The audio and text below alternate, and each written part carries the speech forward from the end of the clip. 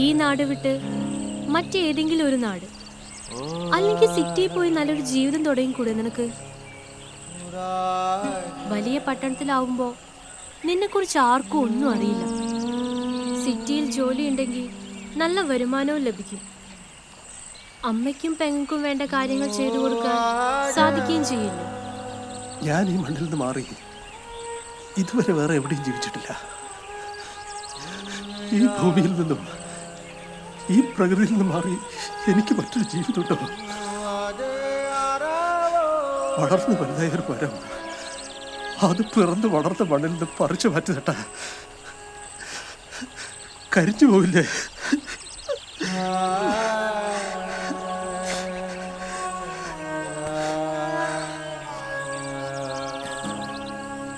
അവൻ കെട്ടിപ്പിടിച്ചു. ഉമ്മ കൊടുത്തടാ. അവന്റെ കൈ അവളുടെ ചന്തിയിൽ പിടിച്ചടാ മോനെ.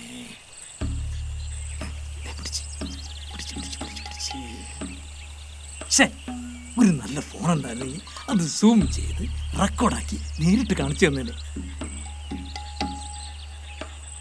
അവൻ അവളുടെ കഴുത്തിൽ ഉമ്മ കൊടുക്കണേ.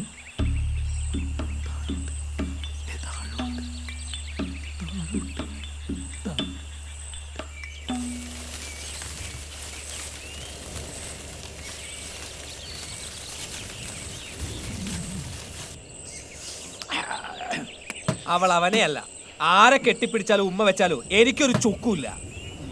അവന് കരിങ്കണ്ണ സ്ഥാനം ചാർത്തി കൊടുത്തപ്പോ തന്നെ നമ്മൾ പകുതി വിജയിച്ചു. ഇപ്പൊ അവനെ ഉയർന്ന കുലത്തപ്പെട്ട പെണ്ണിനെ കയറി പിടിച്ചിരിക്കുന്നേ. ഇവന് ഒതുക്ക ഇതിൽ പരം പറ്റിയ അവസരമുണ്ടോ?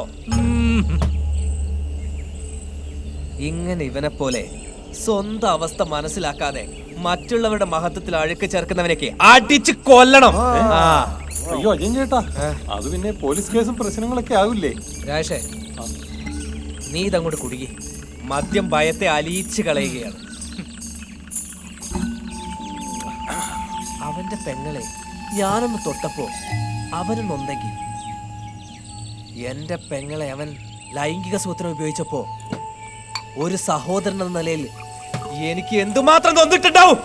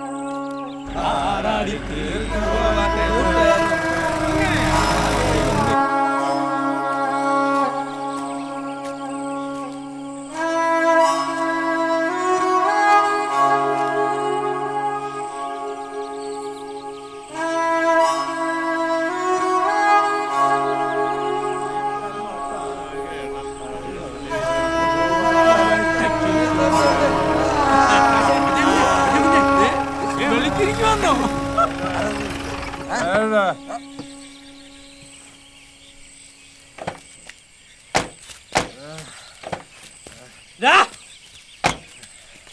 എന്റെ പെങ്ങടം നിനക്കെന്താ വാസടേ? ഇനി നിന്നെ ഈ നാട്ടിൽ ജീവിക്കാൻ ഞാൻ അനുവദിക്കില്ല. അതിനുള്ള എല്ലാ കരുക്കളും ഞാൻ നീക്കി കഴിഞ്ഞു. ഒന്നുകിൽ നിന്റെ ഭാവി എന്റെ ഈ കൈ തീരൂ, അതല്ലെങ്കിൽ നിന്റെ അച്ഛനെ പോലെ ഏതെങ്കിലും മരക്കൊമ്പിൽ കരിങ്കണ്ണം വേലായുധനെ പോലെ. മനസ്സിലാവടാ? വീടാ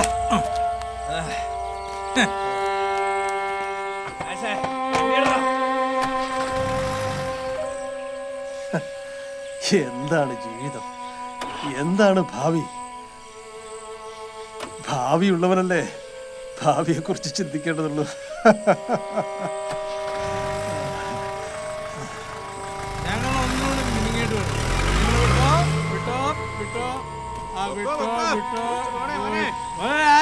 അവരെ സൂക്ഷിച്ചു കൊണ്ടോണേ.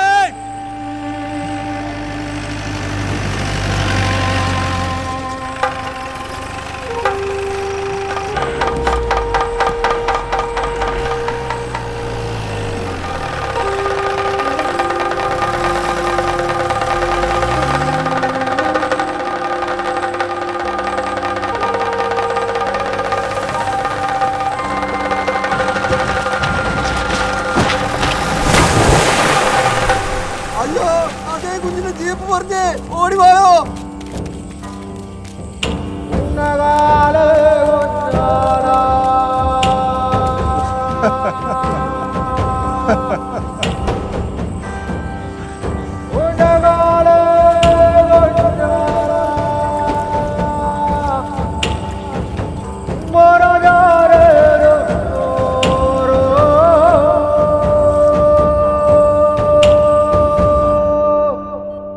രാജേഷിന്റെ ബോഡി പോലും കിട്ടിയില്ല. ഇതിപ്പോ കിട്ടിയെങ്കിലും ബോഡി പോലെ മാത്രമല്ലേ ഉള്ളൂ. ഞാൻ ആ എക്സ് മിലിറ്ററിക്കാരെ അറേഞ്ച് ചെയ്തൊക്കെ വെറുതെ ആയി. അല്ല മോഹൻ ചേട്ടാ, അജയൻ ചേട്ടൻ ആഗ്രഹിച്ച പോലെ തന്നെ നമ്മൾ കാര്യങ്ങൾ നടത്തും. അല്ലേ അജയൻ ചേട്ടാ? അജയൻകുട്ടൻ ആഗ്രഹിച്ചതുപോലെ സിദ്ധാർത്ഥനെ തീർത്തു എന്ന വാർത്ത അജയൻകുട്ടന്റെ കൺമുന്നിൽ നമ്മൾ എത്തിച്ചിരിക്കും.